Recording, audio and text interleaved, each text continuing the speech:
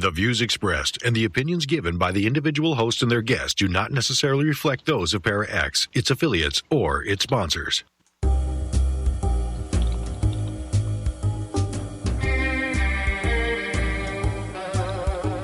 Step outside of your comfort zone.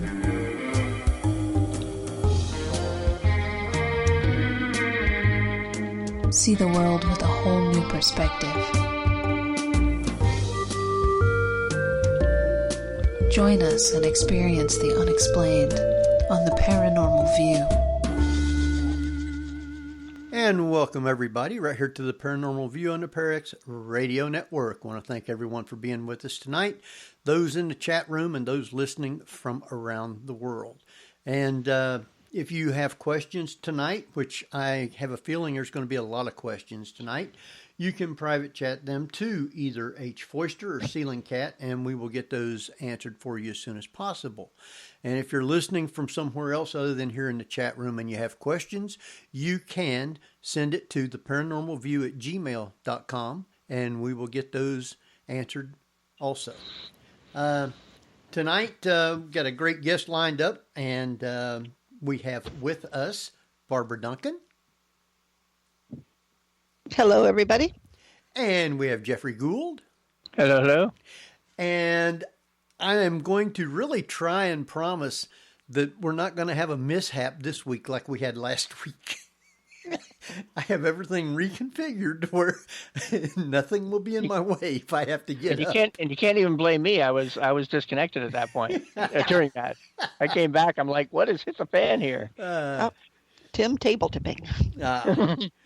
So, I guess, Barbara, because we do have a great guest, do you have her bio? No, but I know Jeff does. Jeff, you got her bio? Really do. All right. Would you like to introduce our guest then? Absolutely. I don't know where that came from. So anyway, let's get up here. So tonight's returning guest is psychic medium Gypsy Moon. In her young childhood or various domiciles, she's experienced astral projection, came into contact with a solid apparition.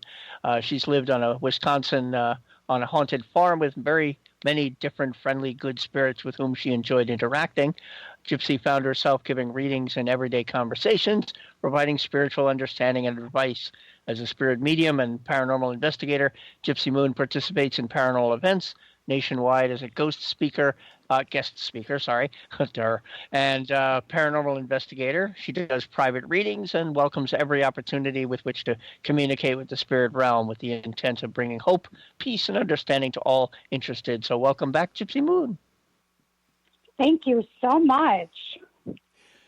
Now, as Jeff was also reading your bio, which a lot of it I have written down to start with, and you started out at an early age. You had an experience at the age of 2. You experienced astral projection. How did that happen, or what happened with it? Did you realize what was going on? At the time, no, of course. I mean, I was only 2 years old. And my mother was actually in an apartment, cleaning it, getting it ready for us to move into. So she had left me with my great-grandmother for the evening, and Grandma was babysitting. She had tucked me into bed, and I was missing and wanting my mother. So I just went to her wherever she was. It wasn't like I had any idea other than I was looking for her soul or her spirit, wanting to be close to her. And my mother, who was also a psychic, it ultimately ended up being a shared experience, because as she was sitting there on the floor, scrubbing the floor, she looked up to watch me walk through the door and into her arms. Later in life, when I got a little bit older and could communicate better, I discussed the experience with her, and I remembered everything about the apartment, the floor plan, and, things about the inside, the interior of it. And she was kind of mystified by that, because she had thought that it was her experience, not one that we necessarily shared together on a conscious level, because she understood that there was no way possible for me to have remembered even living there at 2 years old. And we'd only lived there a short time, like 6 months or something, So I think that's kind of, was one of the most profound experiences at that early of an age. The grandmother that she had left me with was a nurse who used to do hospice in her home. So there was a lot of paranormal activity in the house itself growing up. So that kind of led to more experiences later on down the road. But the astral projection of my mother was the first of memory that I can recall. So when you did that, how long, were you there and just hugged her and then you was back home? Yeah. Just like that? Yeah, it was brief. Just needed a hug, before I went to bed. Have you done astral projection before? I mean, since, rather? Oh, since, yes, absolutely. I thoroughly enjoy it.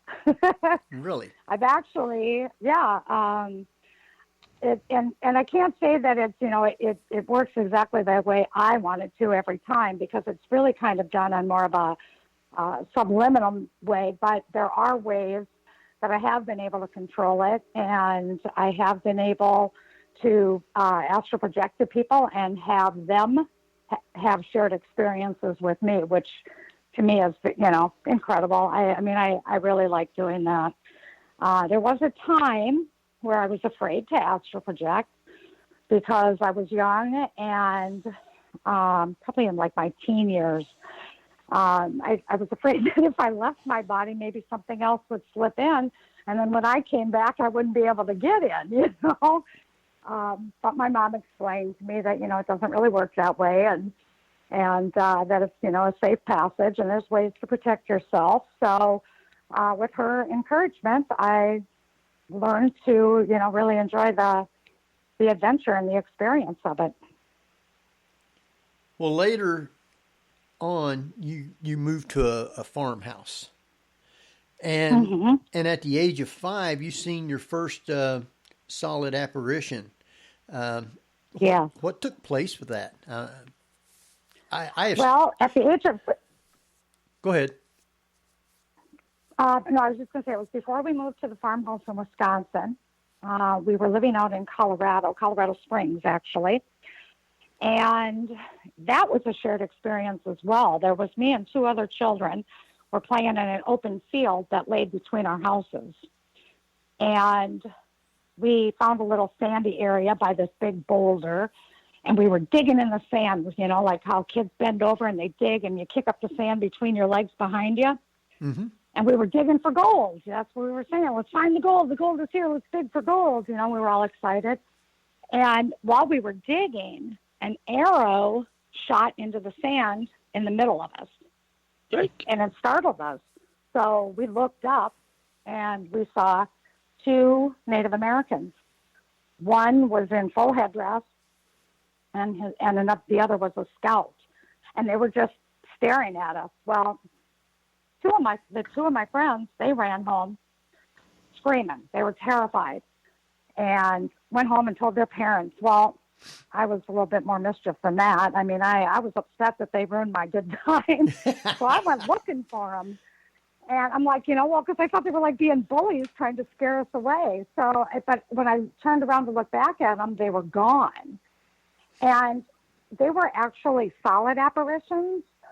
And at that time, I didn't recognize them as being a ghost.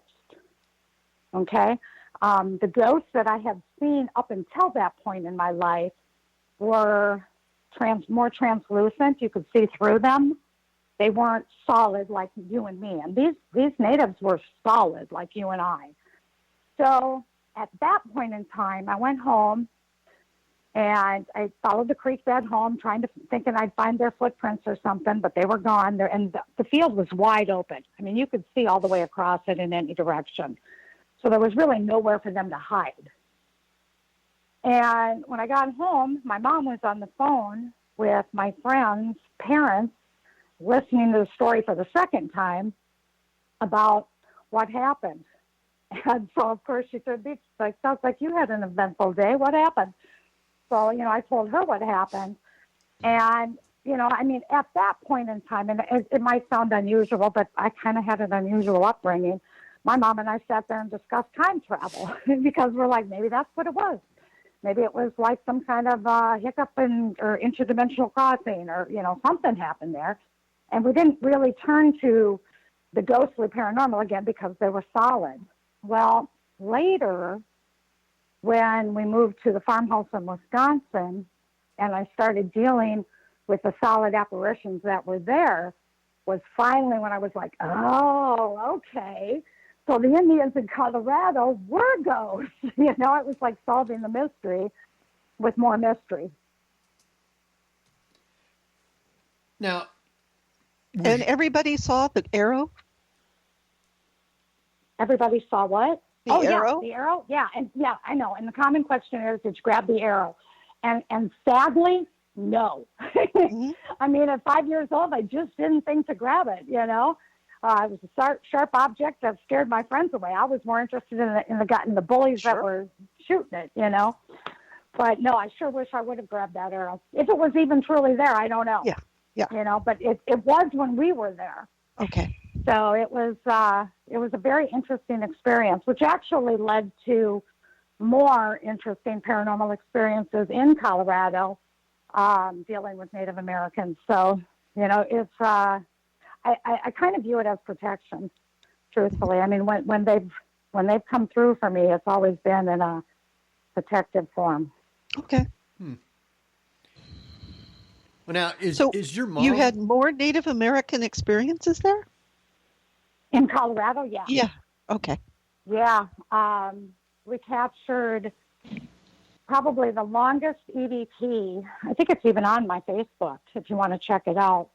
The longest EVP I've ever recorded. We were in a cemetery that I had some problems in previously with a spirit there that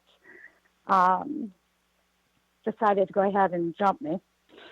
And when I went back the next day, we were recording, and in the wind, as the wind gets louder, you can hear the chanting get louder. And then as the wind dies down, the chanting dies down. So it's really it's really quite beautiful.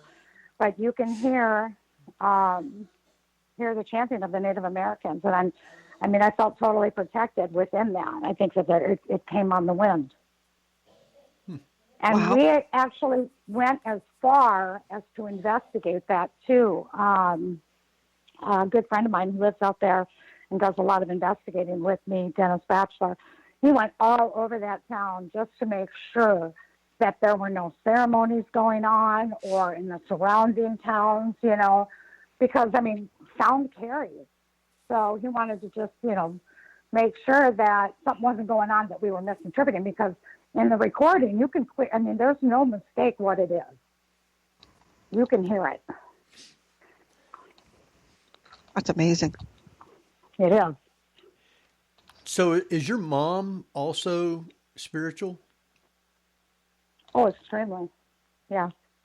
How about her mom? Yeah, she actually, my grandmother was very much into the Ouija board.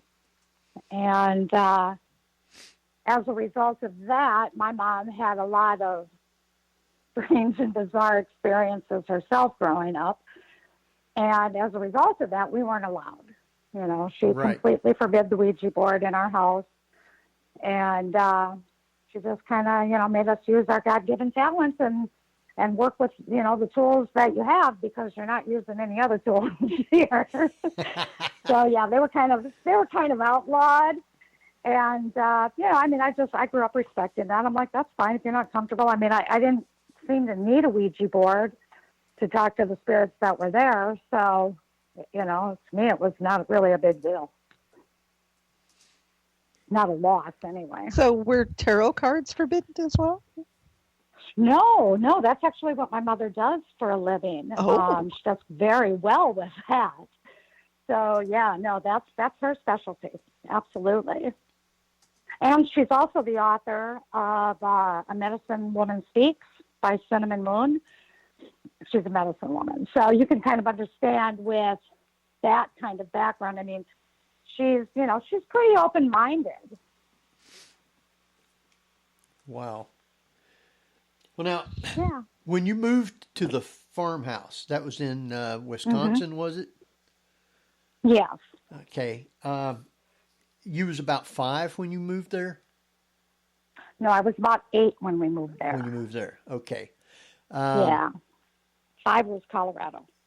Then you found out that there was spirits there at that house also. Yeah. How did you find out that there was spirits there? I mean, were they friendly? I walked in. I walked into the house and they were there. They were sort of quite the welcome literally. wagon, I guess. Actually, one of them was, yeah. There were several people that died in the house. One gentleman died upstairs of a heart attack. Another man was found underneath the dining room table. He had a very violent death. He was a diabetic. There was a young woman, Eva, that was shot in the kitchen by a jealous boyfriend. There was a little girl who choked to death when she got excited because her dad came home unexpectedly from a business trip, and she was sitting at the dinner table eating, and she got, oh, daddy, but she started choking on her food, and she ultimately ended up dying. They couldn't save her. Huh. So, there was four deaths that we knew about, and all 4 of those deaths had active spirits with that, I actually had an opportunity to interview and meet with the arresting officer when the woman got murdered there. And he told me, his version of the story and what happened. And it kind of really answered some questions for us, because there was a lot of things going on in that house. I mean, all of the typical stuff you see in the movies. It was, you walk down in the kitchen, all the cupboards are open, the noises, the lights, the sounds. I mean, it was just, and it wasn't like an everyday thing, but it pretty much was an every week thing. There was always something going on at a pretty steady pace. And I think part of that had to do with the fact that I did interact with them and I enjoyed it. I mean, quite frankly, it was a lot of fun, because they weren't harmful and they weren't scary, but they did like their acknowledgement, to be sure. One thing that happened that was pretty interesting was how one night my mom and I were sitting on my bed upstairs in the upstairs of the house, and we heard this loud crashing sound. And it sounded like somebody just dumped out the cupboards, or all the shelves fell, and we ran running down the stairs, expecting to have a big mess to clean up, And we got down there, and there was nothing out of place. I mean, we couldn't figure out where that sound came from. And that happened on more than one occasion. And that's how eventually we solved that mystery, by finding out about Eva, who was killed there. And she was actually doing dishes, standing at the kitchen counter, when he came in and shot her through the back. And when her body hit the floor, the dishes broke. So she was found with broken dishes around her. So once you kind of get the historical facts on what was going on, all of a sudden things started making more sense.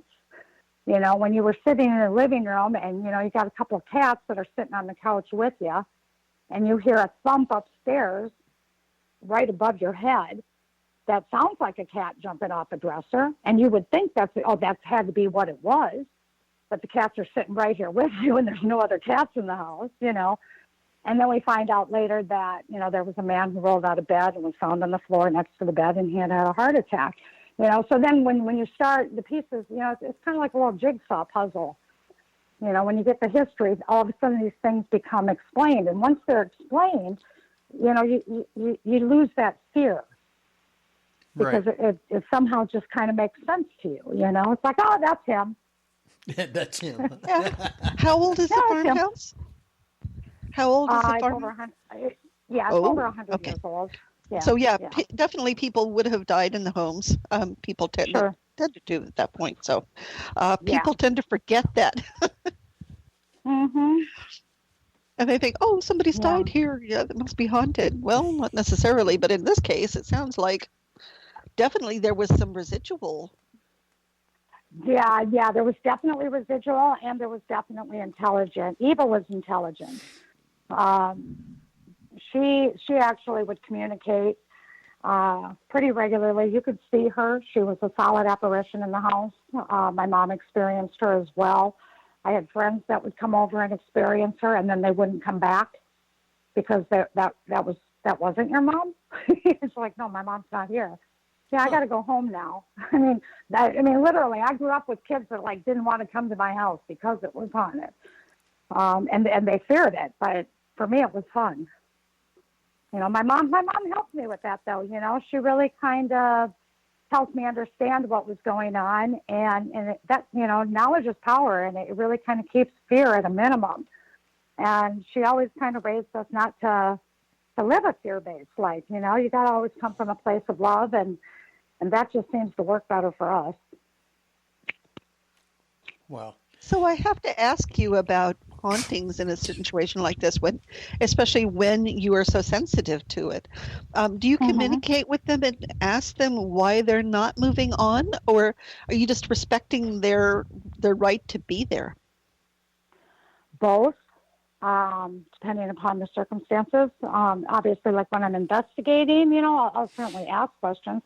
I don't necessarily believe in that I have the power to make them cross over or anything crazy like that. Yeah. But I will ask them if they see the light, if they wouldn't mind walking towards it because they'd be happier there. I can, you know, suggest it. But for the most part, I kind of feel like they're where they're supposed to be. I don't think that they're necessarily not supposed to be there. Because of the dying process, I mean, once the body is dead, the spirit has to transition, okay? And that transition process is different for all of us. Some, and a lot of it's going to depend on, you know, what level your soul is at. And, you know, like an older soul is probably going to transition very quickly and smoothly, whereas a younger soul might drag their heels a little bit. They might not be quite so ready to go. They might not know they're dead. They might know they're dead and just aren't quite ready to let go of whatever it is that's here that makes them want to stay, you know? So, it's kind of like the house down the road, which, you know, that's been haunted for years. It's like it's probably some little old lady who loves her house and isn't just quite ready to leave yet. And to us, it's been haunted for 100 years. But for her, because there's no time on the other side, it's a blink of an eye. So she's only been there for, you know, in her mind, maybe a week. But in our time, you know, as far as the relevance goes, you know, it might be 50 years or 100 years. So because of the discrepancy there, I just don't really feel like it's for us to kick anybody out necessarily. I mean, you know, they have their own process and transitions to go through and their own reasons for doing it that way. You know, I have communicated with many a spouse, men who die and do not want to walk into that light until they can do it with their wife. I've been married to that woman my whole life. I love her. I'll wait right here. And they're stubborn. Wow. They're just digging their heels in, you know. They just, nope, we'll do this together. I'll wait right here for her. And it's like, who am I to tell them no? You know, I mean, maybe that's the way it's supposed to happen.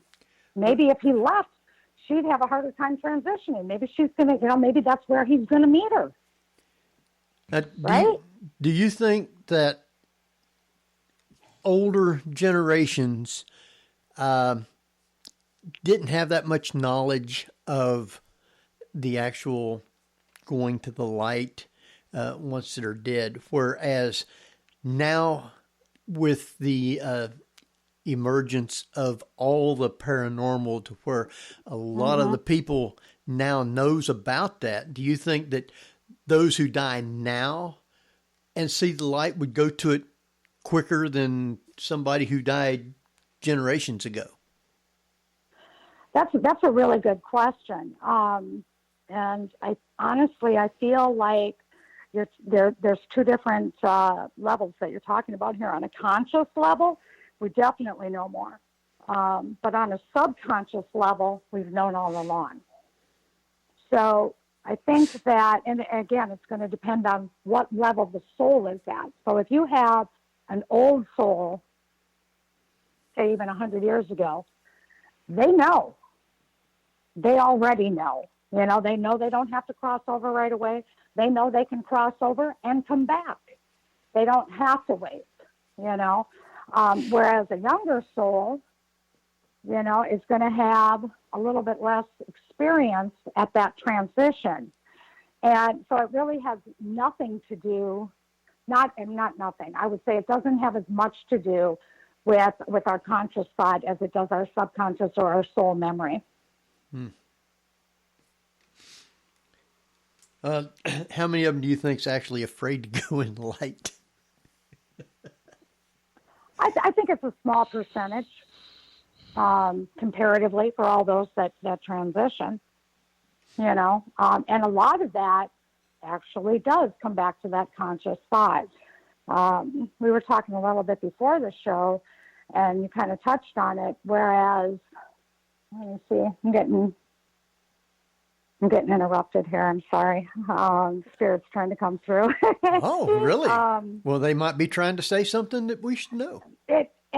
And believe me, they'll cut right in and they'll go off on their own little tangent, and you won't even hear a skip or a beat in my voice. It'll just take over. It's funny how it works.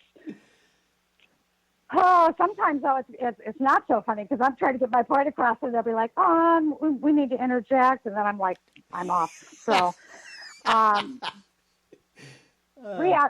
you restate the question for me? Oh. Are you blocked? Are you blocked too? That's probably what's going on. I don't even remember what it was. They're like, no, we don't want. Do you remember what it was, Barbara? Answer that.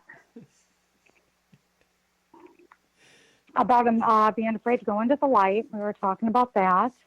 Yeah. Oh, the conscious and the subconscious level. Right. Well, that's what we was talking about. Yeah. Okay. Now I'm back on track. Thank you. Say, for instance, you lived a life that was not so nice. You weren't so good to people. Maybe you were horrible. Maybe to the point where you did such terrible things that you believe that you're damned to hell and you deserve it. You know, you're like, I'm going to hell. There's no question about it. I killed a man. I raped a woman. I did whatever, and I'm going to hell. If you believe you're going to hell, you're going to experience hell. That's just how that works. That is kind of an interesting thing, because when that happens and you're experiencing hell, your spirit guide is waiting for you to be done with it. They're going to go ahead and let you experience what you think you need to experience, because that's going to be part of your process. But your spirit guide is going to be with you, standing back at a distance, watching you let it play out, however long it takes. And then when you're ready and you're done punishing yourself, then you're going to continue on with your transition. So it's my understanding that hell doesn't really exist. Not in the perspective that we believe it to. Because all souls are ultimately restored. There is a complete rehab over on the other side.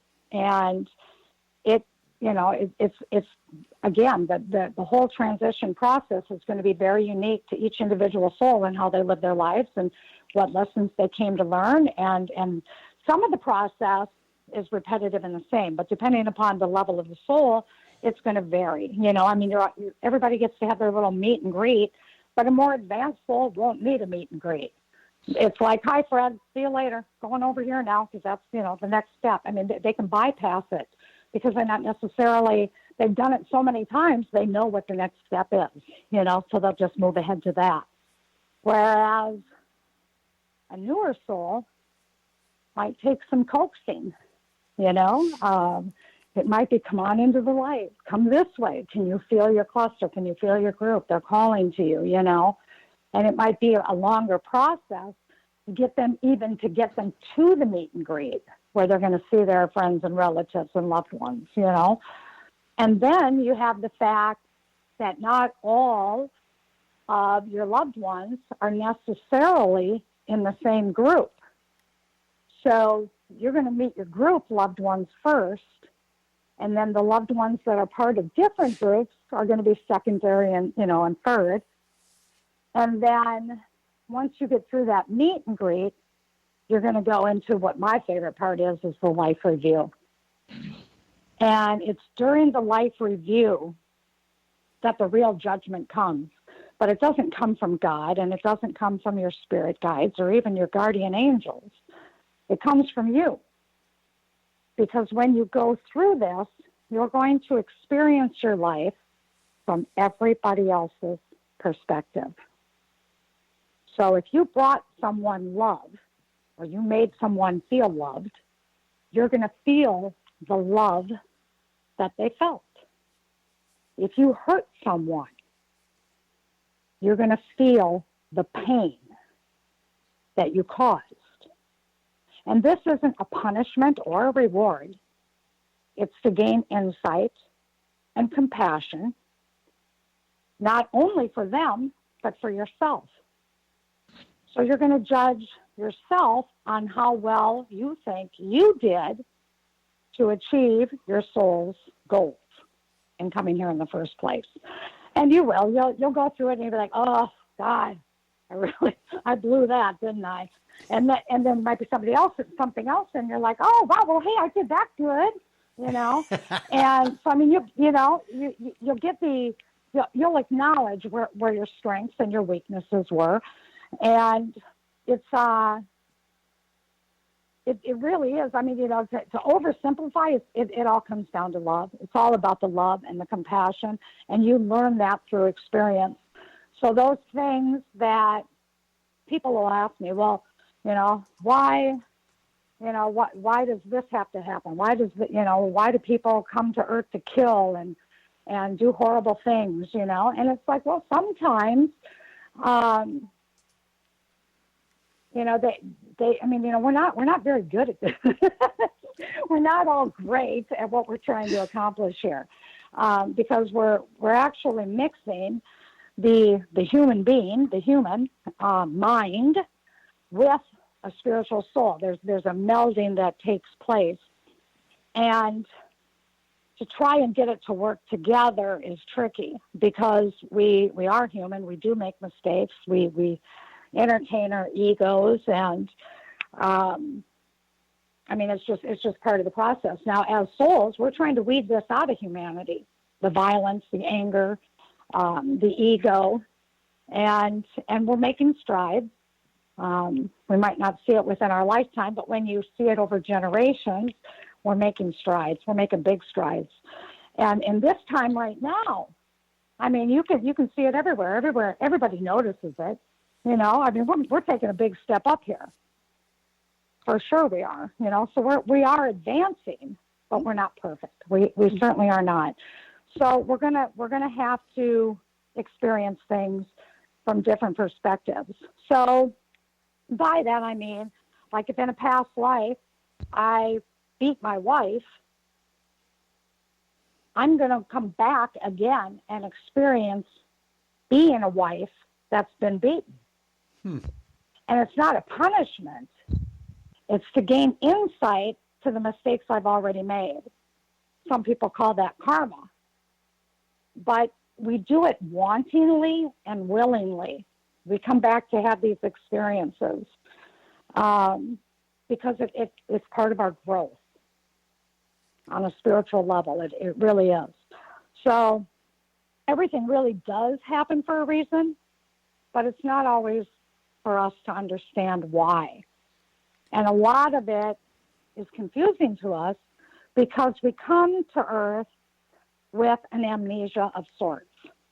Not everybody, but most people don't remember their past lives. Some do, but that's not the norm. And the reason for that is because when we come here, we need that clean slate in order to fully live out the lives we're intended to live out.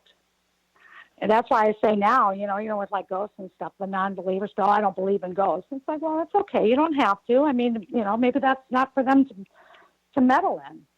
Maybe they're supposed to be focusing on other things. That's okay. I mean, I'm not against people who don't believe in ghosts, but having experienced them myself, I'm certainly not going to, entertain an argument either. I mean, everybody's entitled to believe and think what they want. They all have their own path. And I respect that. Now, if but then, go ahead.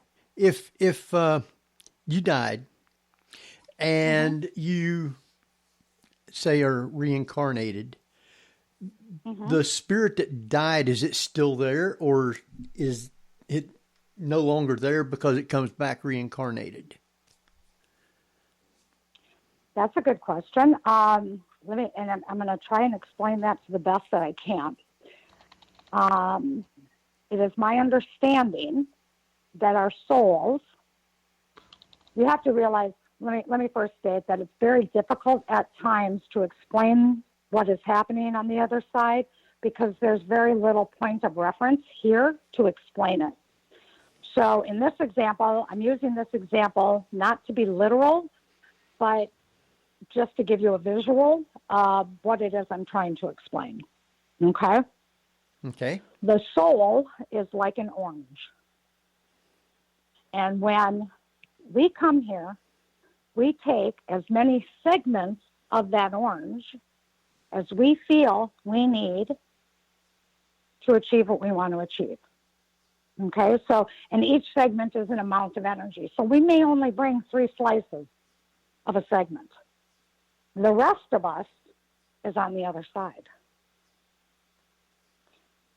On the other side, 3 more segments of our orange could be somewhere else. So it is possible to live multiple lives. It is possible to be in more than one place at one time. That's why when you try to communicate with the other side, say you want to talk to your grandma, or you're thinking about your mother, it's like ringing a bell. It doesn't matter whether she's reincarnated in a solar system across the world, way off, she can still come to you.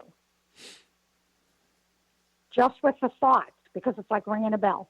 And they love to have their acknowledgement. So if there's somebody on the other side that you want to talk to them.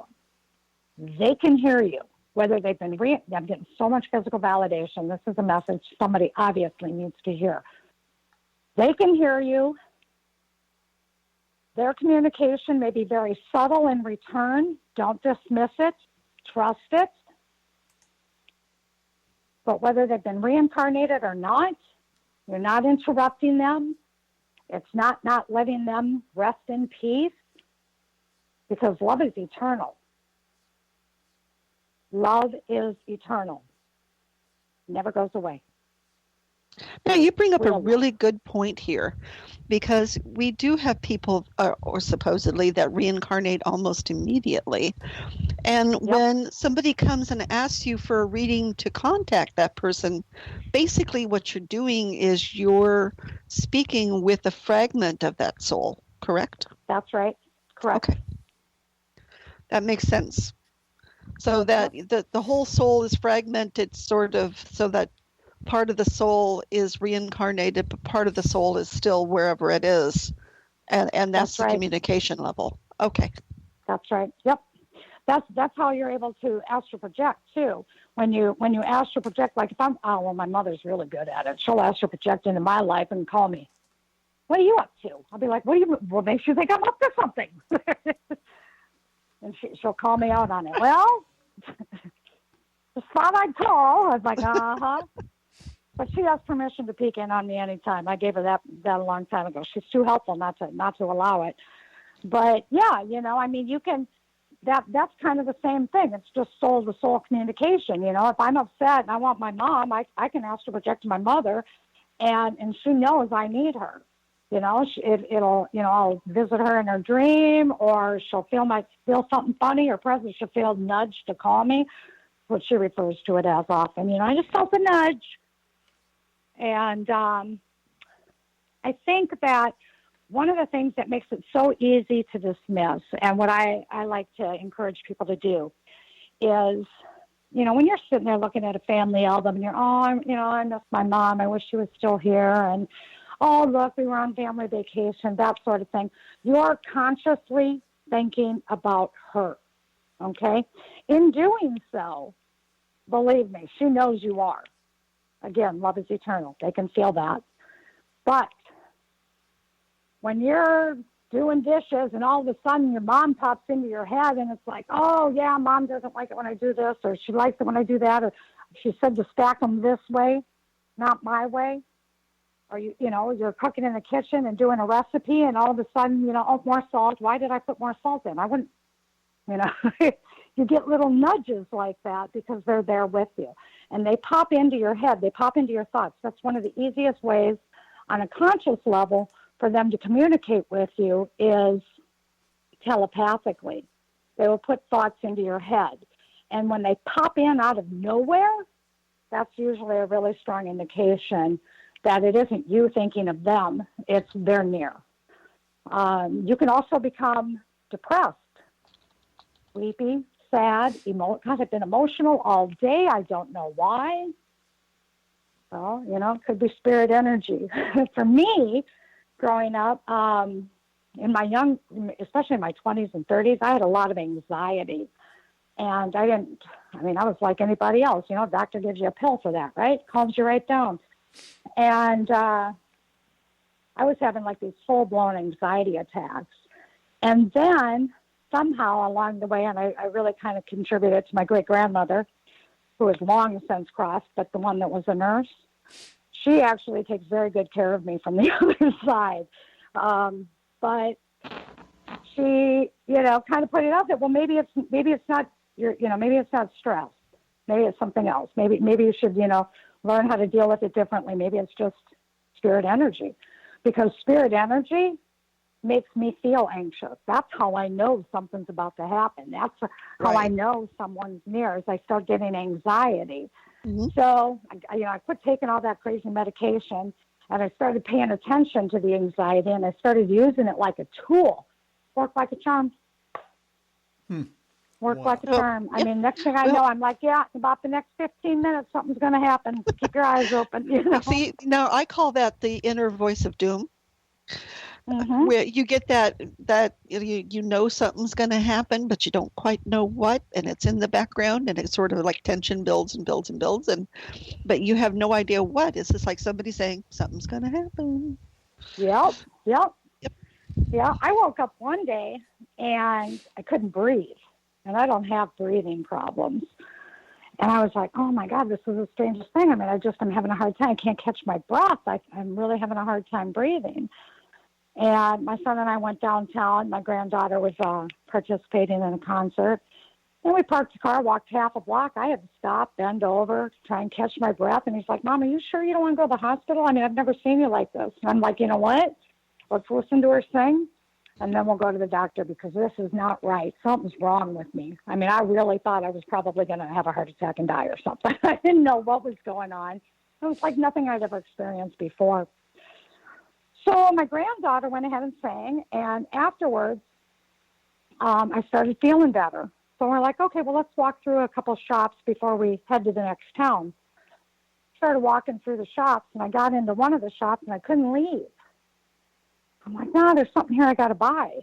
And I couldn't figure out what it was. There was nothing I wanted. I walked around that store 3 times. And it's just a little gift shop, and I'm like, finally, I kind of got frustrated because there was really nothing I wanted to buy, nothing at all. So I just grabbed some mints off the counter, and I went up to pay for them. I didn't even want the mints, but I had to buy something. I didn't know why. But I'm just following my instincts, right? Okay, we'll get some mints. So I get up to the counter, and the lady takes my card, and she says, oh, Gypsy Moon, that's a beautiful name. And I said, why, thank you. I'm a psychic medium. And we both stood there staring at each other with our jaws dropped. And I'm like, I normally never introduce myself that way. I'm sorry that I really did. I mean, I didn't know what to say for myself, And there was 2 women behind the counter. The second woman walked away. And the first woman stayed there with my card in her hand. And she said, I had a psychic reading done once, and it actually was really cool. The lady was, very spot on, and that was, So come to find out that, well, this is her telling me, proceed, right? So I did what they call, pulling a Caputo. And I ended up giving her a reading on the spot. And I said, well, are you open to receiving a message today? And she's like, yeah, I would love one. So I'm like, okay. And I said, well, I've been having trouble breathing all morning. And so I have a feeling that this is someone who's been having some breathing problems. And she's nodding her head. I'm like, okay. And then I just kept going with it. And, it was a man. Well, it turns out her father had died 3 days ago from lung cancer. And wow. I ended up giving her a yeah, right? But see, you don't, like I said, it's always putting the puzzles together, You get a piece here, you get a piece there, and you got to just keep going and follow it until you get to where you got to be. Well, he actually, the more I did the reading, the more he came through. He stepped in and took over the reading. Because I don't even remember all of it. But I did have my daughter-in-law there with me. And she watched my face change. Nobody ever pulls out a video for this. I'd really like to see this stuff happen for myself. But she did. She said, I almost fell down. I almost tipped over. She had to jump to kind of like catch me. And next thing I know, I was holding this woman's hand, and I felt this transference of energy that was so intense. And apparently he had been very abusive to her growing up, and she was having a real hard time forgiving him. And he needed her forgiveness. He didn't want to leave without it. So that was the whole thing of it. It wasn't really me grabbing her hand. It was him, and he literally took some of her pain. Not all of it. He couldn't get it all, but he got a lot of it. And that's what almost knocked me off my feet. Wow. By the time we were done, yeah, it was an incredible reading. By the time we were done, I was like, I had to go home. I think I stayed on the couch for a couple of days after that one. But she had changed her entire attitude from the beginning of the reading, where, she was angry. She was, shaking her head no, she wasn't going to forgive him, to the point where by the time we were done, she was crying and nodding her head yes, and sending him on his way, So, I mean, there was some really profound healing that took place there. And honestly, I didn't have anything to do with it. I don't look at it from that perspective, because I wasn't the one doing it. He was. He did that. He might have used me, but that's what I am. I'm the medium. I'm the in-between guy. I'm just, delivering the message. I'm not the one doing anything. That was him. Her father took on her pain. Her father gave her the love that she needed to heal. That didn't come from me. That came through me. And when I get to have experiences like that can help people, man, I'll tell you what, nothing makes me love my job more than something like that. Wow. Now, you was talking a while ago, and you kind of answered this particular question that I had, but I thought I'd go ahead and ask it anyway again. As the years go by, we get older, as it shows in many ways on our appearance, you might say. We get wrinkly. Yes. So does a spirit age in their appearance? Or once when they die, do they stay do they stay the same when they die for all time, or do they actually grow older? Well, yeah, I was going to say there's a different color that comes with an older soul. As a soul ages, from that perspective, that's, which actually kind of makes it easy on the other side to identify the different levels. And so there's, as far as color goes, Yes, they do age. But from a physical appearance, what I think is interesting is when you're on the other side, you project whatever you want to project from one to another. If you have a favorite body, you may project that body more often than others. Typically, you're going to project what you want someone to recognize or see. So if you knew your grandfather and he always looked old as far as you knew him, he's not going to project himself to you and looking like he did when he was 30, because you're not going to recognize him. You're like, who are you? You know, I might even scare you. But if you see that wrinkled old grandpa that you used to love so much, you recognize him right away, and you're not going to be fearful, you know. And that's, you know, he's going to want to be acknowledged for who he is to you. Right. So they have that ability to project themselves however they would be recognized. And that could be, you know, that's going to be dependent upon who is seeing them, who they want to project themselves to. So you've got that from the perspective of them projecting themselves here on Earth. But on the other side, amongst each other, they can project whatever they prefer to project. And it's different because even regardless of who you project yourself as from what lifetime, you're still going to be recognized eventually, for sure. You know, maybe not right away, but eventually those that know you by your essence. Mm. So even if you project yourself, like say you and I died and we're on the other side and I project myself to you as a man that I used to be from another lifetime, you might not recognize me as Gypsy right away, but eventually, after maybe, you know, being around me for a few minutes, you're going to be like, oh, I know you. You used to be Gypsy too. You know what I mean?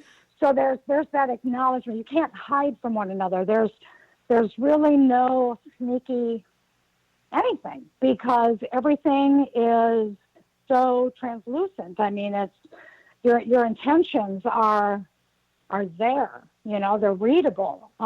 There's really nothing to hide. No way to hide it. Wow. Barbara, we got about 8 minutes here before we take a break. You got questions. I know you got a ton of them. Well, I was thinking that this is probably a little like soul entanglement, and that there's tendrils or whatever that souls throughout different types of reincarnations know each other, because somehow it's kind of like, you know, quantum entanglement. You know, two elements, you know, sort of once they touch, they know each other or they react to each other all the time. That's right. And this is kind of in the same way on a larger scale, no matter who you come back as, you know each other because it's that way. Yeah, and I mean, our conscious mind is very limited. I mean, it is so limited. You know, we can't remember what we had for breakfast 10 years ago. I can't remember yesterday. Side, you have a memory of, right? Yeah, exactly. But on the other side, you have the memory of multiple lifetimes, you know, and we quite frankly can't handle that much knowledge here. You know, I mean, we're not even supposed to be looking or focusing on that necessarily because there's other things that we're supposed to be focusing on. And most of what we're supposed to be focusing on is how to get away from the fear and onto the love. Not live a fear-based life. To face our fears, to overcome our fears, to overcome the challenges, to take the risk, take the challenge, go for what we want, go for what we know we need, you know, instead of being afraid to try. Mm-hmm. Oh, you were talking before about the analysis of the person when they pass over, and there's this wonderful movie with Albert Brooks called Defending Your Life. One of the best. It sort of has that quality to it where, you know, you're presented with, you know, ideas of what your life was like and how you grew and what mistakes you made and what you learned from it, and, you know, from there you decide where you're going. Right. Yeah. Yeah, and, you know, we were even talking about, like, the suicides and stuff. With that, I always like to try and kind of compare Earth to, like, a college. We come here, it's like a university.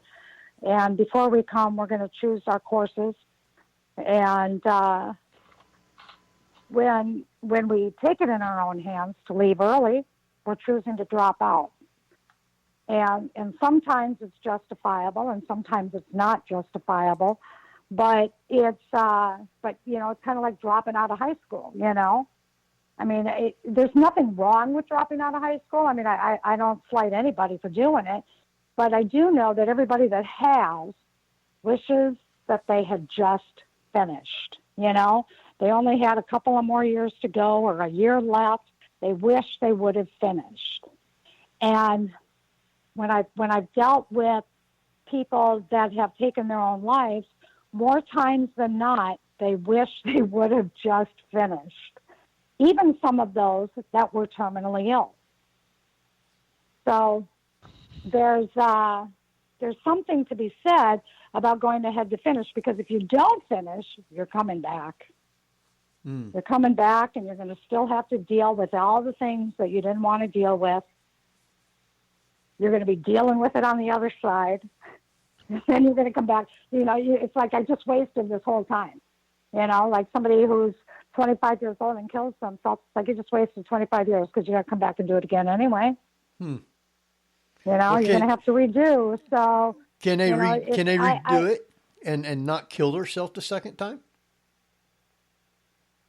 Oh, I'm not saying it doesn't happen. Sure it does. People make the same mistakes over and over. No, but I mean, if they come back to try and rectify stuff, can they this time go through life and not kill themselves? Oh, that's the point. Yeah, definitely. That's what you want to do. You want them to finish. Yeah. But we all have exit points. There's at least 3 exit points we all get. And the soul makes it. This isn't a conscious decision. Suicide's a conscious decision, but the more I study it, the more I realize that it is also an exit point. Not all the time, but sometimes it is an exit point that is given. And the soul decides when you're going to go. I mean, it's really up to the individual soul, whether you choose to leave as a child, whether you choose to leave in the middle of your life or the end of your life, if you want to live it out. But that's a decision the soul makes. So I have a profound respect for when people die, because I believe that that's when that soul has decided to make their exit, and I respect that. I don't think anybody dies too soon or too late. It was a choice that was given and made. And I respect choices. We always have free will. See, that's the thing. And some of that free will is on the subconscious side of our life.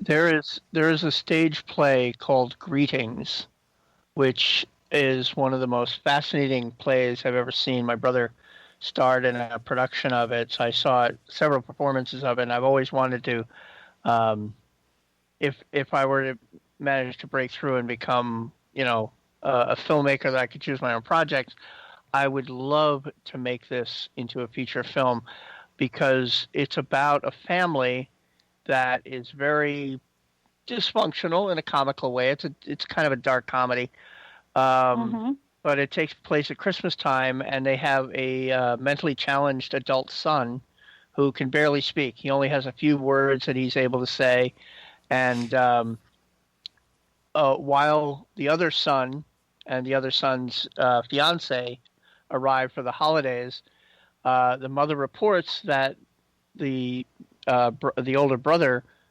suddenly sat up and looked like he could think for a moment and said greetings, and then went back to swaying and everything. And they're like, well, maybe it was just a fluke or something. But it turns out that there is a higher being that comes in and essentially takes over the body of the older brother. It's a fascinating, and it's like I say, it takes into account a lot of these things. And the fiance, he points out that all of them have known each other for many, many lifetimes. And he lists off all the stuff that they've done, including murderers and prostitutes and thieves and bankers and all sorts of stuff, with one of my favorite lines in theater where the fiance says, what kind of prostitute was I? And he just goes, enthusiastic. But what's really powerful about this is that the fiance, her one of her baggages is that her younger sister was killed by a car when she was very, very young. And so she, not a kind of accusatory, asked her, how can you explain the death of my sister? He says, I have an answer, but you won't like it. She says, well, try me. And she says, it is possible that her death was so much of her choice before she was born than you'd want to believe. And that hits some major nerves. Yeah. That's kind of like the whole Sandy Hook shooting with all those young children. They came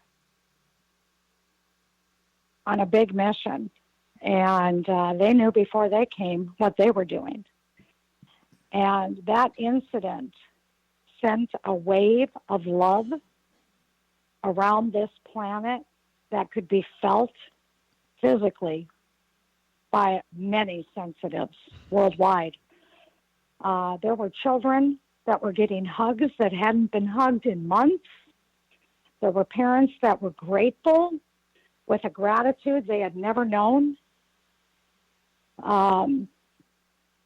It truly was amazing, the impact on this planet in raising the vibration that those children had. And their purpose did not go unnoticed. I mean, it truly did not. And a lot of people have a hard time understanding it from that perspective, because it's always deemed as such a loss when a child dies. But you have to really, take comfort in knowing that soul made that decision for a reason.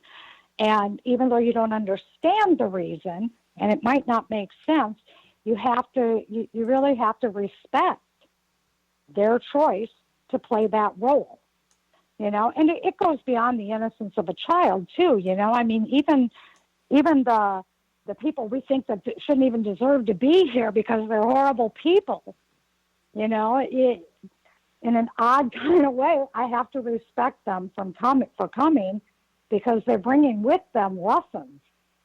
They agreed to play the bad guy in this play. We need the bad guys. We actually need them because this isn't heaven. This is a learning ground. This is where we get our lessons. We take our licks. Okay, it's break time. We're going to go ahead and take us a break, and we'll be back in about 4 or 5 minutes, something like that. Just your phone will be live, so just don't say anything. And Jeff, you want to take us out? Yep. You're listening to the Paranormal View on power-x.com with host Henry Foister, Ceiling Cap Barbara Duncan, and myself, Jeffrey Gould, with tonight's guest, Gypsy Moon. So stay tuned for more Paranormal View after the break. Para-X Radio, programming for the open mind. And welcome back, everybody, right here to the Paranormal View on the Para-X Radio Network. I want to thank everyone for listening tonight, those in the chat room and those from around the world. We appreciate each and every one. Tonight we have with us Jeffrey Gould. Hello. And Barbara Duncan. Howdy, folks. And our great guest, Gypsy Moon. Hey, everyone. All right. I want to talk some, and Barbara might have a ton more questions, but I'd like to talk some more about you do paranormal investigations. Mm-hmm. What kind of places do you usually go to do investigations? Is it somebody calling you to come in, or do you go to other places of your own choosing? Well, actually both. I mean, I really do like going to all the different historical locations. just because I'm kind of a history buff. So I've been to a lot of the go-to places, I guess, like Waverly Hills, maybe like the lighthouse over in St. Augustine. In fact, that St. Augustine's Old Town is fabulous. We've been up to Ohio and done a lot of investigating up there in Mansfield Prison, Prospect Place. I mean, so a lot of the ones that a lot of people watch on TV. We've actually had a lot of fun investigating those locations. But absolutely, we don't limit it to just that. We certainly would go to private homes where, especially if they're having like any kind of issues or problems, and try and help people learn how to deal with what it is that they're dealing with, and try to just bring some peace and resolution to the situations where possible. So we're kind of, all over the board, really. I mean, you can come to my house and hang out for a week, and we can have one right here. I don't have to go looking for them. You have spirits in your house? Oh yeah. Yeah, and it's not an old house. Nobody died here. In fact, I'm the first owner of it. So, but they're here, and anybody who's spent more than a few days here has had an experience here, and it's kind of fun to watch other people have experiences, because they're you don't tell them everything, and then all of a sudden they have that experience, and it's the same experience that somebody else had or one like it. I didn't know that this is actually the most I've ever seen ghost cats. I mean, they're cats. I've got cats. I've got a little girl. It's really more spirits that pass through, or if I have a reading coming up, sometimes spirits will come to me before the reading. Like, the day that I woke up and was having the trouble breathing, I didn't know I was going into a reading, but that's what ultimately happened. So, or before I go to a location, I may have a spirit visit me here at home, and then, in advance, a week later, I'm on an investigation somewhere, and that's where they came from. And the interesting thing about it is we have actually captured EVPs, either here at my house that belong to an investigation that's upcoming in a week, and we can validate it. We did this, again, this was a Colorado one, in Cannon City. They have the Abbey of the Holy Cross, which is an old monastery, and we were there investigating, and I got the name of a woman who was coming through to me while we were staying in the sister's house there, where all the nuns used to live. And turned out that the name that I got, I went to Dennis, and I'm like, Dennis, I got this name. Do they have records of the nuns that used to live there? Because I was in the sister's house, and that's where she was. I'm thinking it might be a nun or something. I don't know, but she came through pretty clear with her name. So I gave him the name, and he said, okay, well, we'll look into it later. And I'm like, okay. So we went about our business and, did our further investigation. Well, later that night, we went over to the prison. Turns out she was one of the prisoners at the prison. And he didn't want to tell me until we got there to see what else came, of course, But what she was doing over at the monastery is beyond me. She's across town over here, but she was over there. So, they come through when they want to come through. They don't necessarily care where you're at or what you're doing. They just kind of pop in. And really, people experience that more than they realize. Wow. All right, Barbara. Well, it's interesting that you would, there's some people, in some of the thought in the paranormal world is that you don't investigate your own home. So obviously you don't go along with that belief.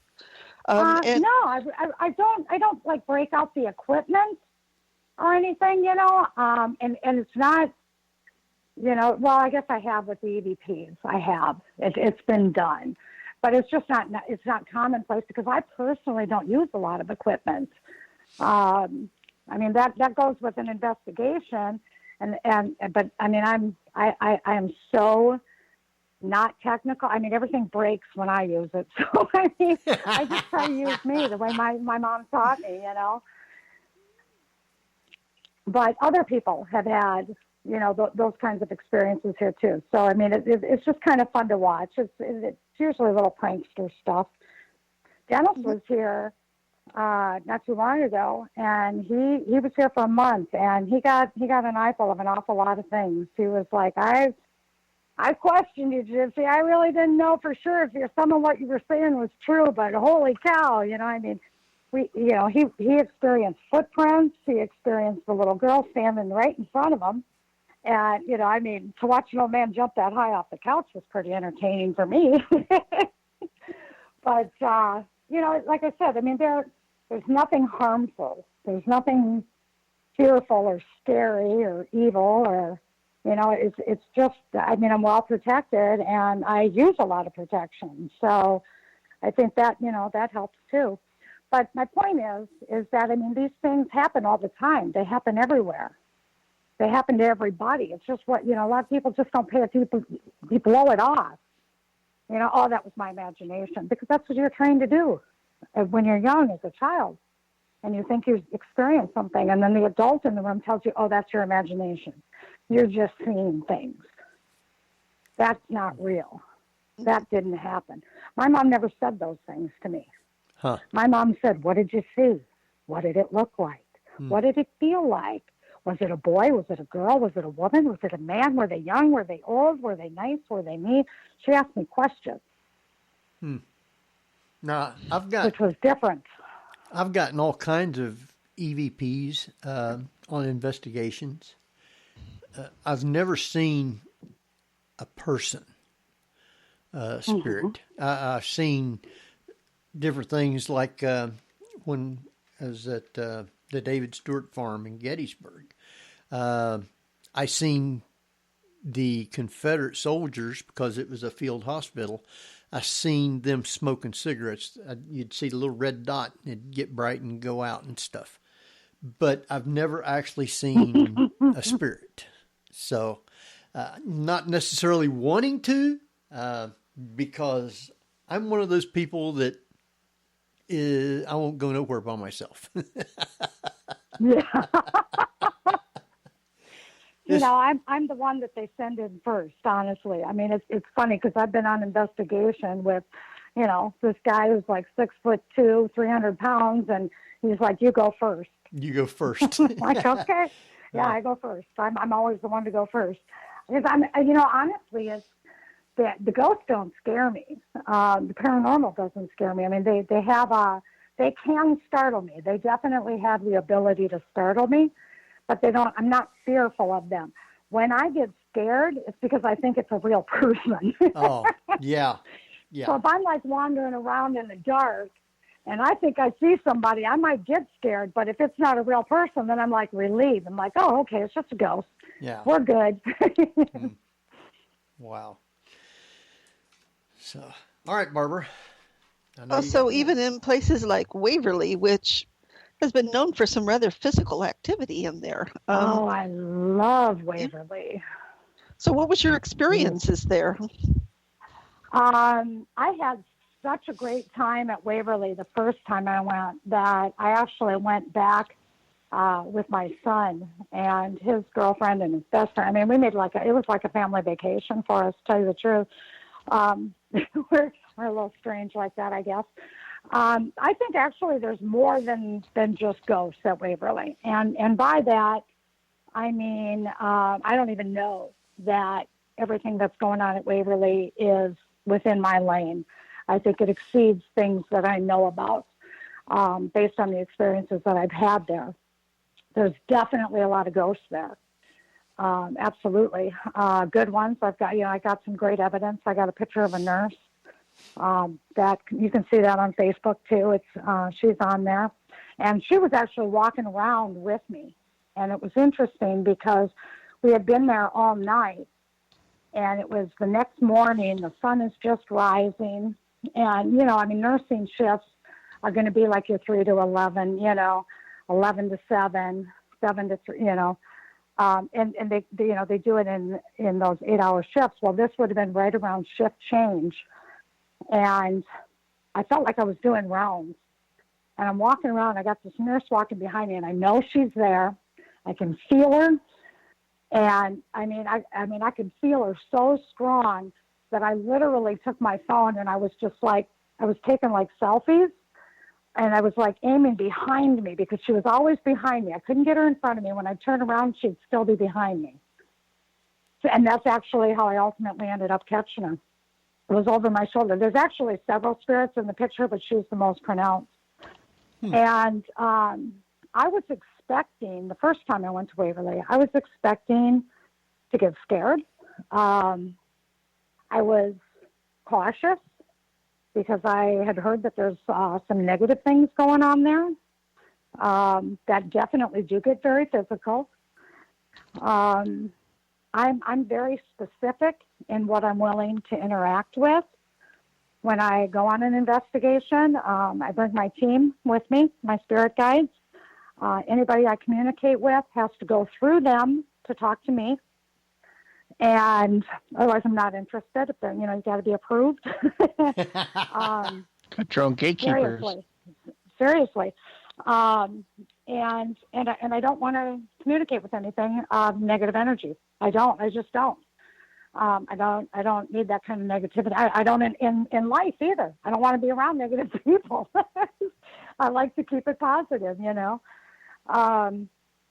So I think that intent has a lot to do with what you're going to deal with when you go on these investigations. Now, if you're going in there and you want to stir up some demons and you want to raise some hell, then yeah, you can definitely do that at Waverly. And you can deal with the after costs of that because there's going to be repercussions. You know what I mean? Tony's been there as a tour guide for years. Tony's a big man, and he's been thrown around like a rag doll in that place. He has a very healthy respect for the paranormal activity that goes on there. But when I went, I was kind of surprised. I felt so much love.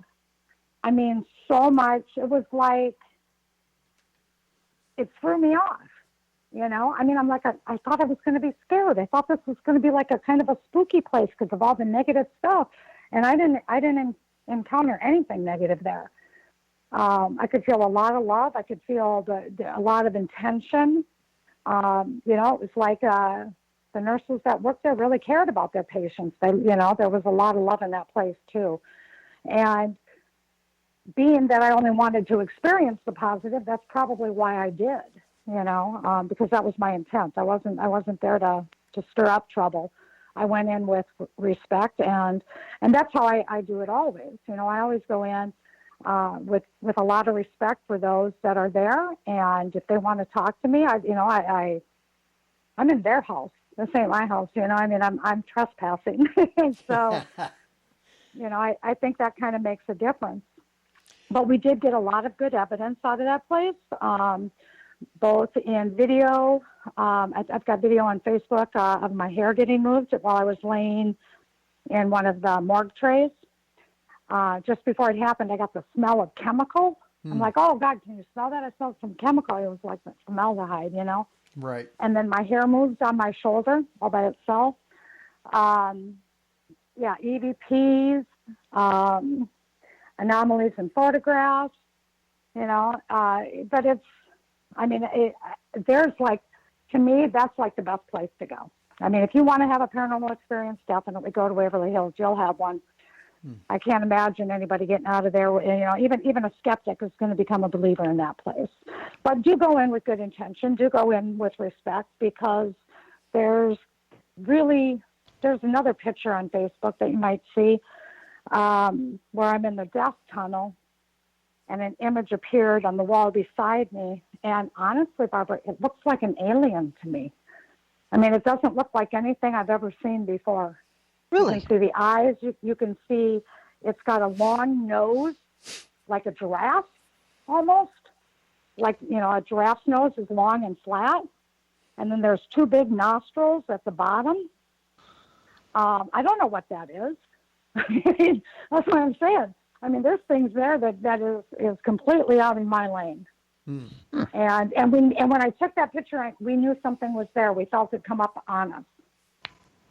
Okay, as we were coming, we went all the way to the end of the tunnel. As we were coming back, we felt like we were being bum rushed from behind, and started taking pictures. And yeah, that's what came out. So would that have been the creeper? No, we got a great picture of the creeper too, though. Definitely. I mean, I'll have to check and see if that's on Facebook. If it's not, I'll put it on there for you. An amazing picture of the creeper. You can actually, the picture was taken in the dark, still has a shadow on the ground. Nobody could see it there. I mean, if you go to Waverly Hills, that place is clean. There's no debris laying around. There's not garbage on the floor, but you can clearly see. You're going to love this picture. I'll get it on. If it's not on Facebook already, I'll put it on there for you. I'll tag you in it. All right. So you can see it. Now, speaking of the motto, when you leave, you believe, have you ever been to Post Town? No, I have not been to Post Town yet. Ooh, that's their motto. If when you leave, you believe, because apparently it's super active in that elementary school. Yeah, I definitely want to go there. Yeah, that's actually one on my list. That's about 30 miles from me now. Used to be just around the corner. I'm going to have to come up and see you. You got all that good stuff up there. Oh, there's all kinds of places that I go to around here that has stuff in it. Preble County Historical Society is a good one. So, do you believe that, I know everybody wants to go in the dark to investigate, but isn't the same stuff there during the daytime too? Yeah, I understand why some investigators prefer to do it at dark. It's quiet. You've got less noise contamination when you're trying to, gather evidence. And while I think evidence is great fun, I really do. And I totally appreciate and respect it, because I think that's something that they give you. That's a gift to you. If they're going to let you take their picture, that's a gift to you, respect it. But I have been, and I think it depends on, the location too, because you go to like Floss Furnace, that place is active 24/7. You can collect evidence there during the day. Now you've got a lot of highway noise at times that you're going to have to deal with more during the day than at night. So I understand wanting to be there at night, but I got a picture of a shadow figure during the day, on a day visit, and most people that have been to that place will tell you it doesn't matter what time of day you go. The spirits are always active. Now, what negates that? I have no idea. No idea, it's just when they, I guess, feel they want to show themselves, Mm-hmm. I don't think we really catch them. I don't think we sneak up on them and catch them. No. I think that they allow us to see them. Yes. And like I say, usually about the only thing that I use on an investigation is my recorder. Yeah. I've had cameras and taken pictures and just never actually get anything to me. But the recorder is where I actually get my evidence from. I know a lot of people try to use. I like the EVPs. Yeah. They try to use all these gadgets and stuff, but there's so many different things that can be intertwined in those gadgets that you can't really prove it unless you actually get an EVP. I agree. So, all right, Barbara, I'm taking all the time again. Go ahead. No, that's okay. I like to go. I go for the experience. If I don't get a single EVP or a single photo, I'm okay with that as long as I have an experience. Yeah. Or if I'm with someone who's never had an experience, I'll ask to skip that experience and I'll ask the spirits to let them have an experience. And that has actually worked, believe it or not. I took a friend over to the lighthouse in St. Augustine and wanted them to have an experience because they hadn't had one. So I did. I asked the spirits, and I'm like, will you please give them a profound experience, one that they can't deny, so that they can, just validate that you are indeed here. I know you're here, but I'll forego my experience if you'll just please touch them. And I'm talking to the spirits telepathically with thought, and sure enough, a little flick on the ear, and my friend was like, I just got touched in the ear. And I'm like, ask them to do it again. And they said, if that was you, do it again. And it happened again. And I'm like, okay, good. Now you're a believer. And that was the end of the story. It's profound, for them, because they finally got to have that experience. But to me, that is so fulfilling when you can take a skeptic and turn them into a believer. And then they're like, okay, now I get it. Now I understand what you're talking about, Wow. It's more profound, I guess, to watch somebody else get off it. Because for me, it's like I've been touched, I don't understand the whole rage about, I was scratched. Okay, you got a scratch. It's not such a bad thing, is it really? If they did this, I think that's kind of cool. It doesn't bother me, but to actually be physically touched is an incredible thing. When I was out at the Abbey in Colorado, a friend of mine, Tom, was out there, and he actually had, and I watched this happen, I watched a little boy jump on his back. Really? And what was super interesting to me was how Tom reacted to it, because as soon as I saw this little boy jump on his back, like a piggyback ride, Tom literally had to catch himself from falling over and put his hands down on both his knees and kind of leaned up against the wall, as if that ghost child had weight to him. Huh. And I thought that was fascinating. That was the same night that Jim Bliss had, I watched a little girl, he actually invited the ghost children there, and he's like, because he was bald, he said, I got a smooth head. If you want to come up and rub my head, you can rub my head. We're all sitting down on the floor. And I watched a little girl come through a door, and she went up to him and put her hands on both sides of his, on both cheeks, and gave him a nosy. How you rub noses with somebody? Yeah. And then she put her hand on top of his head, and he was getting a tingling sensation. He goes, "Oh, my cheeks are tingling," and and then this was happening. And now my head's tingling. And we took photos of it and captured a small handprint right on top of his head. So to have that physical interaction with spirits is so much more profound to me than a blurry photograph that may or may not be a spirit. A video even, of an object moving. That physical connection is incredible. Absolutely incredible. Wow.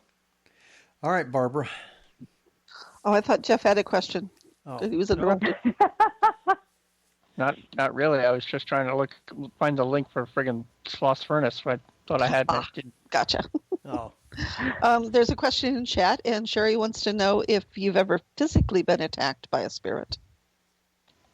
Yeah. Oh, yeah. Yeah, I have. Which kind of has taught me how important it is to stay protected. And why today, when I investigate, I have my guides take the wheel, so to speak. Jesus, take the wheel, I've actually, the last time that I had a really bad occurrence, it was quite a strange experience where my body was taken over, and it was in a cemetery, and I was with a group. And as I was walking with this group, the further we went into the cemetery, the more irritated I got. I was angry. My arms were crossed. I started feeling almost like I had the flu. I didn't like any of those people. I was getting angry with the group because they were stepping on graves. Some of them were. And I started kind of lagging behind the group. Meanwhile, my friend Lacey White was taking pictures of everybody. And she noticed that I was like dropped back, that I wasn't in the picture she was taking anymore. And of course, we're best friends, so she's trying to include me in the photos. And she noticed that I was back further, so she just kind of came over to check on me and see, make sure I was okay. And I wasn't okay at all. She was talking to me, and I couldn't understand a word she was saying. I was looking at her, but it was like she was talking in tongues or something. I mean, nothing she said made any sense to me whatsoever. And she asked me if I was okay. And when I responded to her, the same thing happened. She couldn't understand a word I was saying.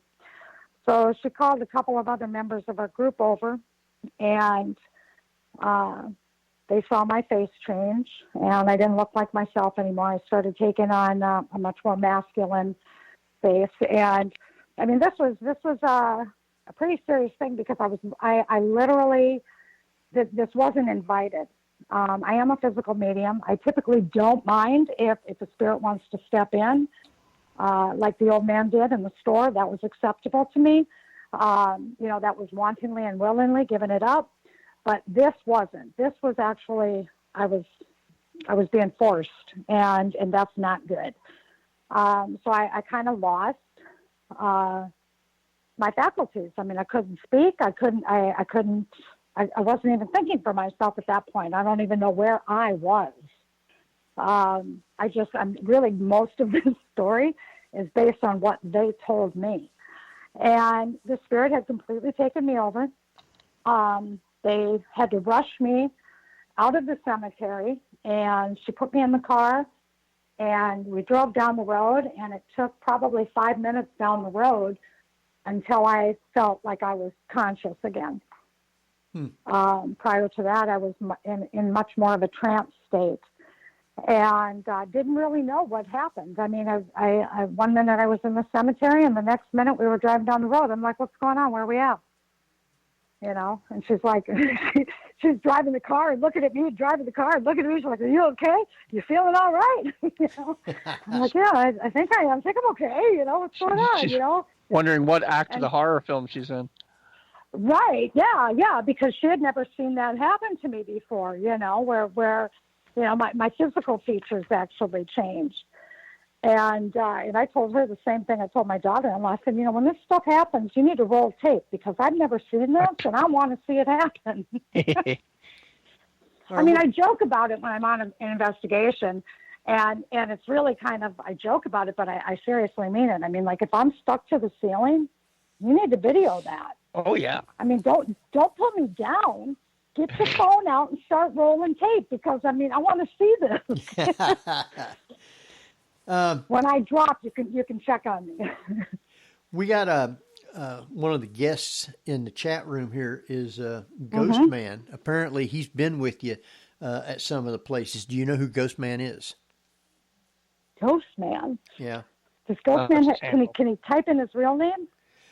He could if he wanted to. I don't know if he just took that for a like your private chat to Henry or CC to let. The other question in chat was if you've ever run into a vibration that was so dark it made you physically ill, and whether a living person or a dead person or a spirit. Yes, living and dead, absolutely, and physically ill, absolutely. Without question. Throwing up, vomiting, headaches, nausea. I've been punched. I've had the wind knocked out of me. I've definitely, and again, it's those negative experiences that negate the protection that, I'm very eclectic in my protection. I do all kinds of crazy things. I carry crystals. I carry salt water. Whatever. Anything I can carry with me that might be helpful. My bag's full. So it's, but I think that, spirit guides and the power of intent are the two most practical and important things that anybody can take with them. And I think if you go to a haunted location, I can't express it enough. Do not provoke. Please do not provoke. You might get a reaction, but you might not like the reaction you get. Yes. Yeah. No, I've never. If you go with respect, you're going to get That's the way I always go, is with respect. I treat them just like they used to be alive, and I only ask for nice things. I've never had any real negative things happen to me, thank God, and that's why I don't mind doing it the right way. Now you go ahead. No, I was just going to say that, when I've had negative things happen, it's usually my own fault. I mean, I could see where it was my doing, not because I did anything, provoking necessarily, but I may have not included my guides, or I, like in the case with the cemetery, when my body was overtaken, I was there the night before, and my guides told me to stay by the tree. The closer I got to the tree by the entrance, the better I felt. The further into the cemetery I went, the higher my anxiety went. And I was like, okay, well, I'm going to push myself, right? Face your fear, right? So even though I'm feeling this anxiety, I'm going to go ahead and push myself and go into this cemetery and follow the rest of the group. And then I physically felt somebody pushing on my chest. And it wasn't like a heavy thrust or anything. It was more like a friend telling you, no, come on, stay back. You don't want to get in there. It was a loving, cautious pushback, but I could feel it, and I counted it. I counted how many times it happened. It happened exactly 9 times, and then it stopped. And it was interesting to me that, and I knew it was my guides. I knew my guides were, that's where you got to learn to respect your guides too. You got to respect the answers they give you, even if you don't like them. And my guide was telling me, no, there's trouble in here. You don't want to be here. Stay back. Don't go in. And I didn't want to be, a scaredy cat. I mean, I'm not afraid. I want to face any fears or anxiety. We can do this. We're going to be okay. And no, we weren't okay. We weren't okay at all. We'd lost our faculties, for crying out loud. So, you really gotta trust your instincts, right, and listen to your guides. So it's when I haven't listened that I've run into trouble. It's not something that you can be real careless with, because not all ghosts are friendly. There's some negative things out there, and if you don't know what you're getting into, you can get hurt. And you might be lucky, and it might just simply be a scratch, but it could be a lot worse. I've heard horror stories of how people get attachments, and it affects their lives for long term, months, years down the road. Wow. Now, Ghost Man in the chat room said his name's Tom. Yeah. Tom is the one that has a little boy jump on his back. Oh, okay. That I mentioned earlier. Yeah. He's been on. Yeah, he's seen quite a bit. Yeah, he said the Abbey and said he was the horse. Mm-hmm. Yep. He was given rides. Now I know you said before that sometimes before you would go to places, some of the spirits might visit you and say anything. Did you get anything before doing the show tonight? No, actually I didn't. I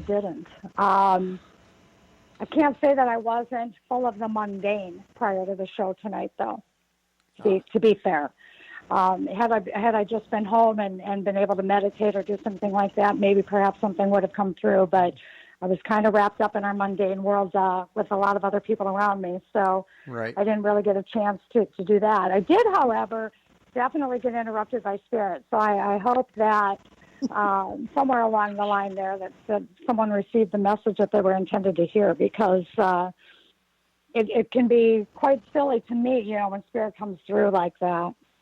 I had one time I was doing a paranormal speech, and my great-grandmother came in and stood behind me. And this is a woman that I have a lot of love and respect for. And she came up behind me, put her hands on my shoulders, and she said, "I'm so proud of you." So while I'm standing up on this stage, talking to all these people, trying to be all professional, all of a sudden I just busted out in these emotional tears. They're just falling down like rain. And I'm like, I'm sorry, my grandma's here. So, I mean, and it was, it was like kind of like going to, like one of those dreams that you have and you're in school with no clothes on or something. It was so embarrassing at the time. But at the same time, it was such a welcome gift, It was like, Grandma, you picked the wrong time, but thank you. Wow. Well, we're down to so, yeah, you never know. We're down just about 12 minutes before we have to start wrapping up. Barbara, you got questions still?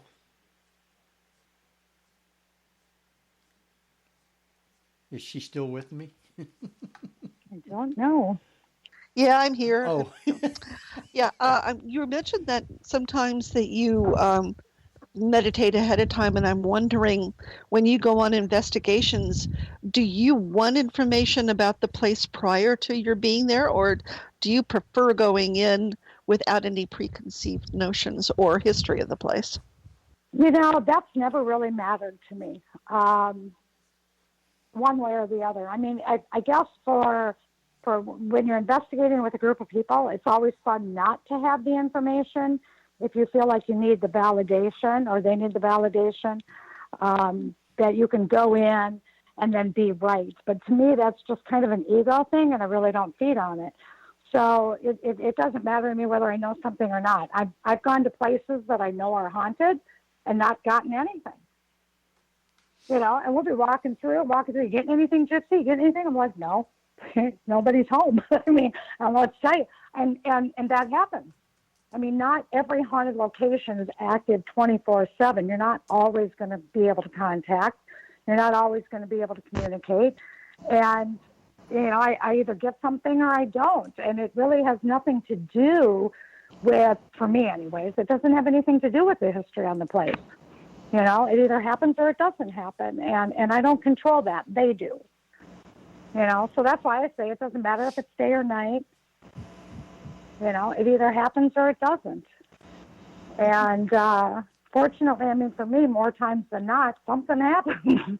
But I think it's because I go in with respect and love, and I get good results because of my approach to it.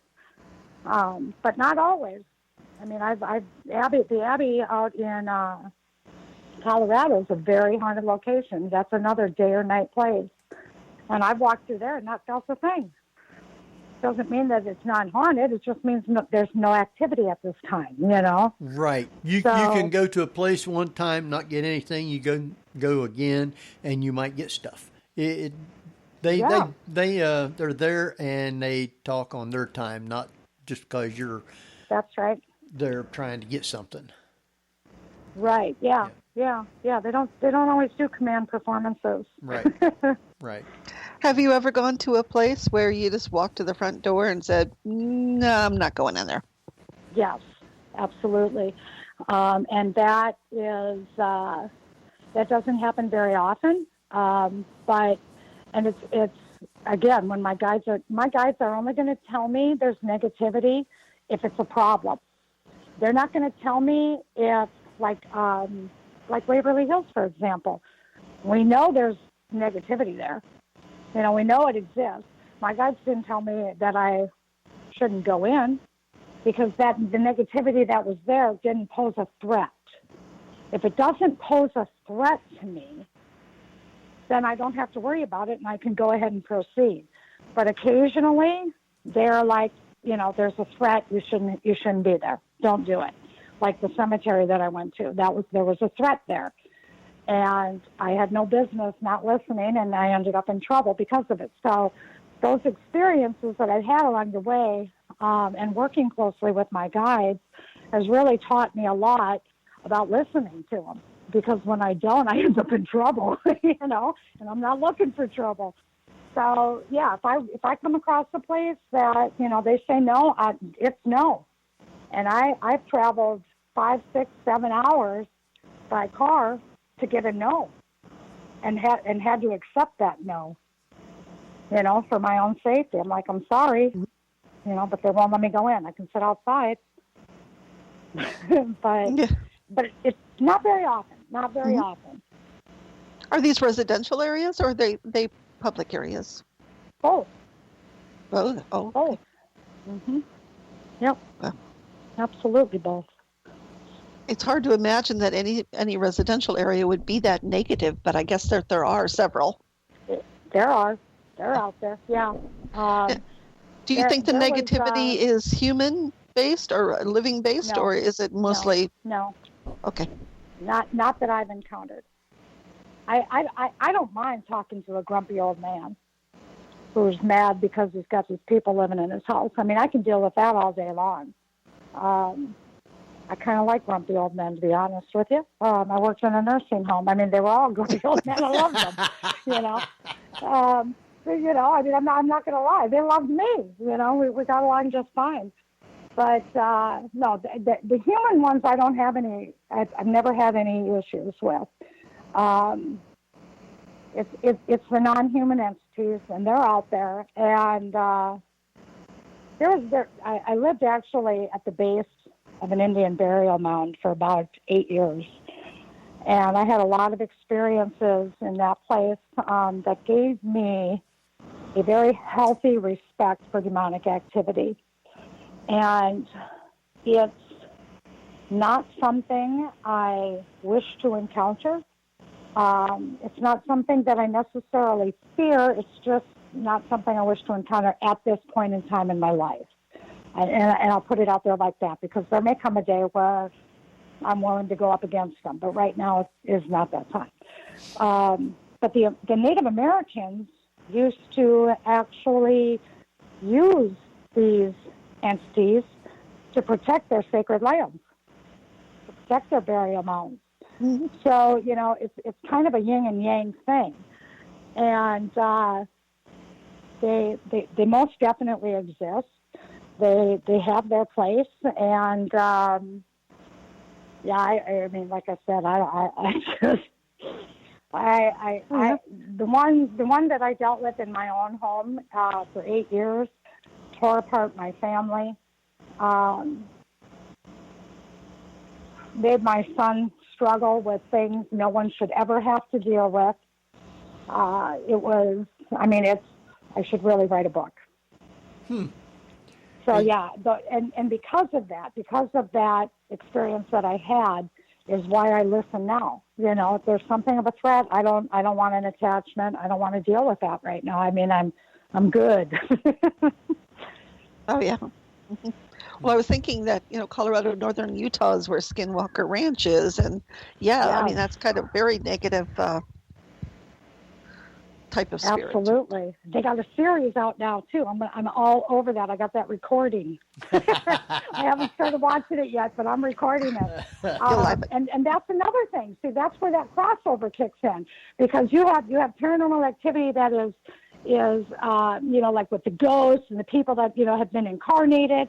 And for me, I mean, I love that stuff. That's great. These are people. I can relate to that, you know, but something with like 3 legs and 2 heads is just not in my game. I think that there's a lot of crossover, you know, whether it's aliens or interdimensional creatures, or, you know, I don't know what's going on at Skinwalker Ranch, but there's a lot happening out there. And I'm not in a hurry to get there, but I'll watch the show. Wow. I often wonder what would happen if a psychic had visited there, because I don't think they've had one yet up there. Really? Yeah. Oh. Yeah, I don't know. Or why it's only limited to that ranch. Well, you know, I mean, I think, like I said, personally, I think that there's more going on there than meets the eye. I think it's more than just ghosts. It very well could be interdimensional. It could be alien. There's obviously a lot of Native American things happening. I mean, I think it's like paranormal soup. You know, I don't think it's just one thing going on. I think it's a plethora of things going on. And somebody should probably check. I mean, are there like ley lines going through that property? No idea. Yeah, you know, because I mean, you know, you look at like, you know, these energy spots on the planet, and sometimes they're just attracted to where those ley lines intersect. So I mean, it could be that. I know in this area in particular, like my house has underground rivers going underneath my house. I didn't know that when I bought the house, but I found out. There's springs going down the hillside here, and my neighbors, when they built that house, they had to put in, what do they call it, the rocks and stuff all the way around. Right. To drain the water. And, they say they're attracted to the water, too, the rivers and stuff, because it's like a conduit. So, there's a lot of things in nature that can provoke these experiences as well. So who knows what's going on that ranch? Should we go, Barb? Should we go down there and check it out? Yeah, definitely. You want to? You want to go? Yeah. I don't think they'll let us on. Probably have a better chance getting on that than we would Area 51. Very true. Yeah. Hey, two little old ladies like us, we just got lost. We're sorry. Oh. All right. Well, we're down to like 4 minutes. Jeff, did you have any question or anything? I did want to point out one thing just before we went on the air. Barbara, you said that Pluto's in retrograde. What would that imply for us to know? That the energy for as far as things getting more intense are going to start to squeeze a little bit more. So anytime you have... Flame? Yeah, that's my neighbors next door. Okay, just making sure. Yeah. So when you have Pluto going forward, it's kind of moseying through Capricorn, so Earth signs are going to be in a little bit better shape. But then it's starting to go stationary, and now it's going to go retrograde, which means it's going to start again. People are going to start feeling a little bit more squeezed, a little bit more confined. We're not feeling that way at all right now. No. So there you go. So the pressure is going to be a little bit more. Isn't that lovely? Great. Mm-hmm. Yeah. How long is that going to last? Till October.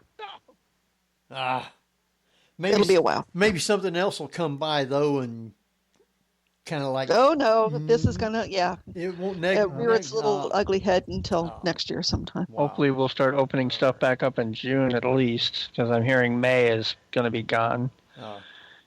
All right, we got 2 minutes. Gypsy, I want you to go ahead and give out all your information where people can contact you, follow you, and all the good stuff. Well, I actually say, just look me up on Facebook. You can find all kinds of links to my website at gypsymoonmagic.com there. But Facebook's a great place to get a hold of me, to follow me. And you can certainly message me. My inbox gets a little overwhelmed, but I try to get into it and get around to it all. So if you have any paranormal questions or thoughts or, concerns that you'd like to discuss, Facebook's definitely a great place to do that. All right. Let's see. Okay, we're down to just a couple of minutes. Next week, I'm working on like a special guest show. It may or may not happen, so we'll just have to wait and see who we have next week. So, Gypsy, I want you to stay on till we're off, and we'll talk with you for a minute after that. Sure. And so, Barbara, you guys, Jeff, got anything before we start the countdown here? Keep washing your hands. Yep. Happy Beltane in a week. Yeah. And everybody take care of yourselves. Mind what you're doing. Wash your hands. Keep social distancing. It's working. It's working, huh? All right. With that, we're going to run now. So this is Henry Foister. Jeffrey Gould. And Barbara Duncan. And we will see you next week at the same time. So good night, everybody. Good night.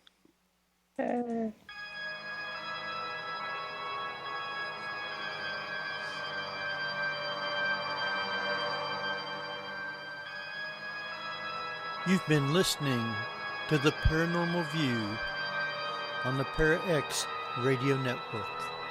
Join us again next week at the same time for more of the Paranormal